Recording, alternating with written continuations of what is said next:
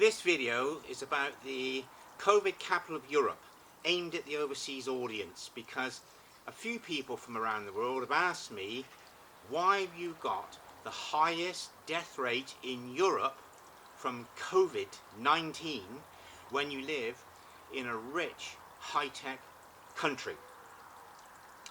Well, here is an outline. We're the COVID capital of Europe. We've got 37,000 deaths in this country, which is utterly shameful and sad. It's the second highest globally.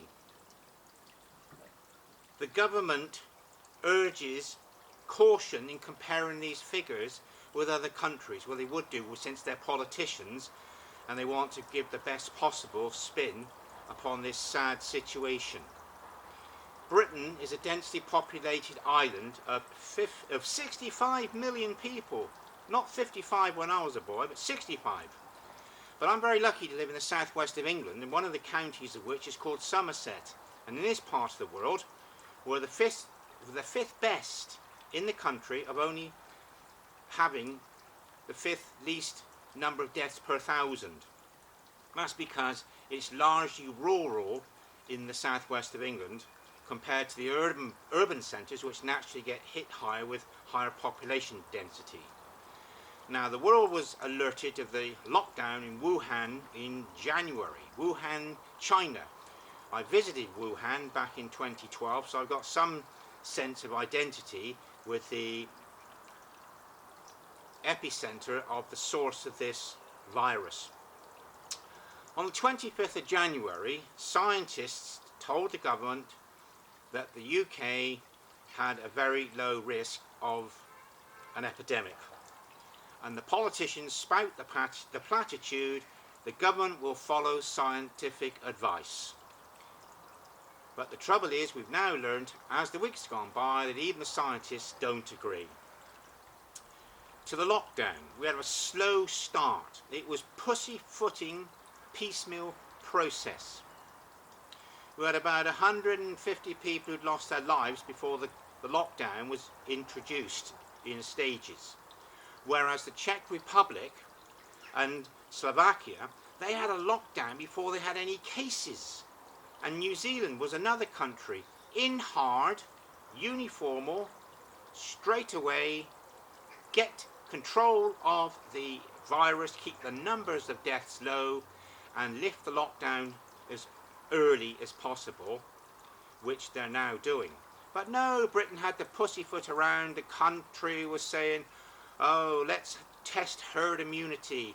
If a lot of people catch the disease and they're not suffering greatly, we'll have a lot of immunity amongst the populace. Well, that was an airy-fairy theory that hasn't been brought to fruition, but it wasted time.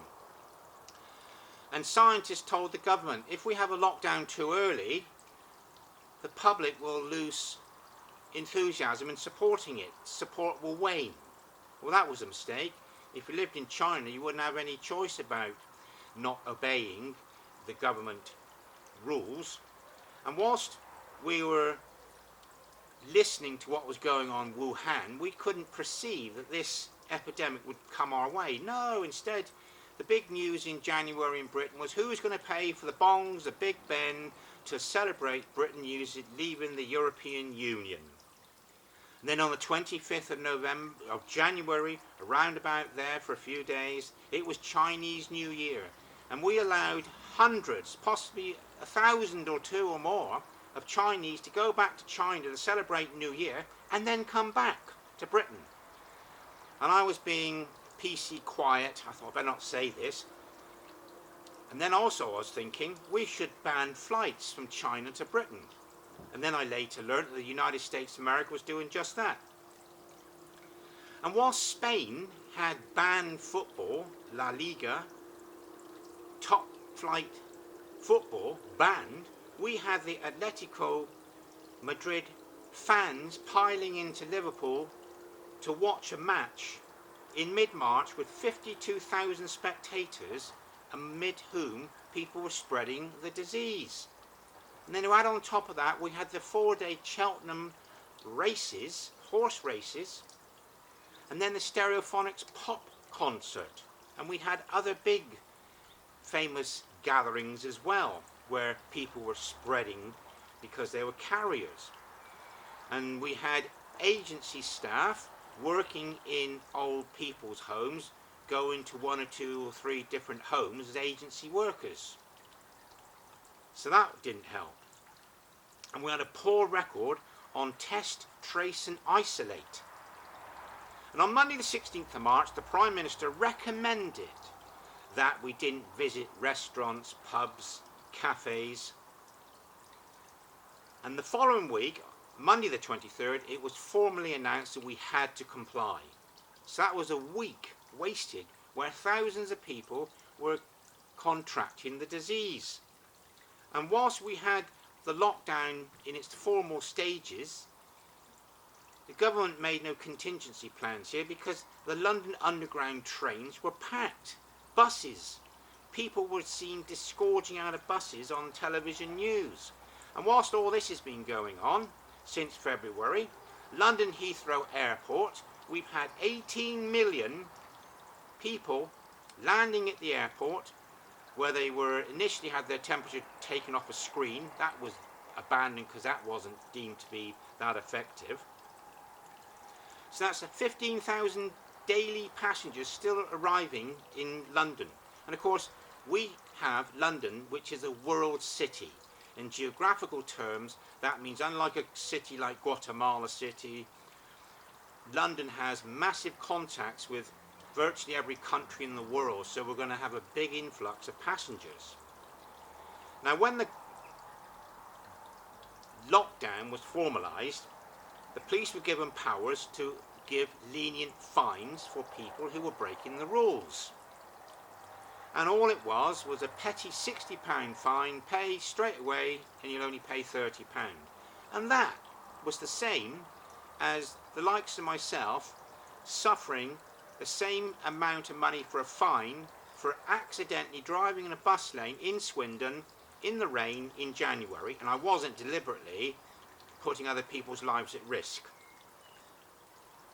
We had this late start for the lockdown, and yet the leader of the Labour Party, he wanted to get headlines, make his stamp on his new position in the public eye and say, hey, we have to have an early exit strategy to give the public something to look forward to. So that was mixed messages, and that unsettled people. And during this early stages of the lockdown, perhaps it was before the formal one came in, but it was certainly early, Mount Snowdon received its highest number of visitors ever in a weekend, when the public were told to stay at home and stay 2 meters apart. And we've even had to put up with people demonstrating in the likes of London against this severe curtailment of their civil rights, being the freedom of movement, demonstrating about being locked down. Well, it's a partial lockdown, it's not complete, is it? Not in this country. Then we had ministers briefing the media about some of the lockdown requirements being relaxed. And then the Sun newspaper in advance is predicting Happy Monday as a newspaper headline. And that encourages people to lose discipline and fray the standards of isolation. Now we've got this new lenient relaxation of the lockdown. We can now not just go out for an hour to exercise locally, but we can drive as far as we want, long as we're at home that night, to go and exercise. And that means you can spend 5-6 hours in the car and spend an hour exercising. Now the problem with that is fraying the standards. Because we've seen on television people within a metre, or certainly less than 2 metres apart, on crowded beaches in Southend and Brighton. And it breamed down 7 miles up the road from here. This unlimited travel to exercise is going to make people flock to honeypots, and it's done as I predicted. This should have never been brought in to relax the lockdown, because it breamed down. The cafes open, but they won't let the public use the toilets. behind the cafe. And locals have been complaining they've seen visitors defecating, urinating outside their gardens on the edges of the road.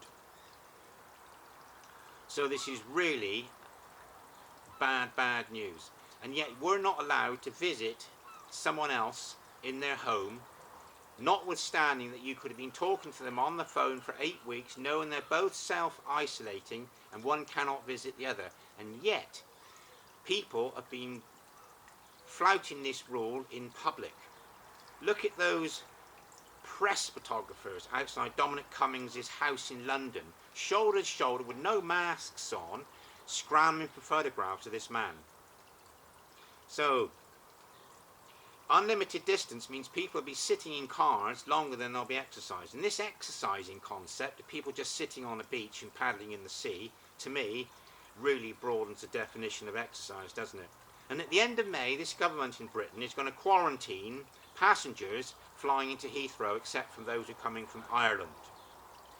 Now, right at the beginning of this episode that we're going through, British people coming home from China, they were quarantined for 2 weeks, only about 200 of them in total. Now, 9 weeks later, we're going to quarantine en masse.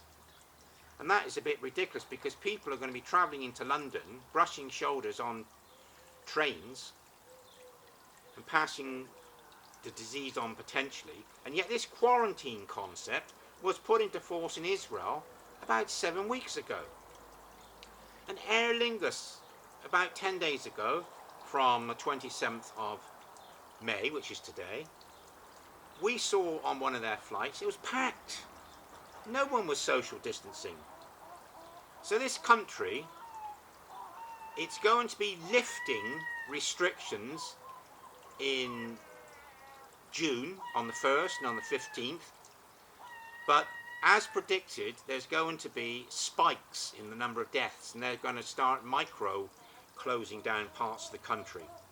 Other countries like New Zealand, admittedly with 5 million people, they're going to come out of the lockdown, and countries like Greece and Spain are going to attempt to allow tourists visiting their countries around July. But Britain were right in it up to here, and you can only blame scientists, government, and maybe mixed messaging and poor examples from people in the government not following the rules that they're pontificating. And I'm sorry to say that this country has a shameful record on looking after its people and preventing this high rate of deaths. Thanks for listening, and for those who are around the world, I hope it succinctly clarifies our abysmal situation.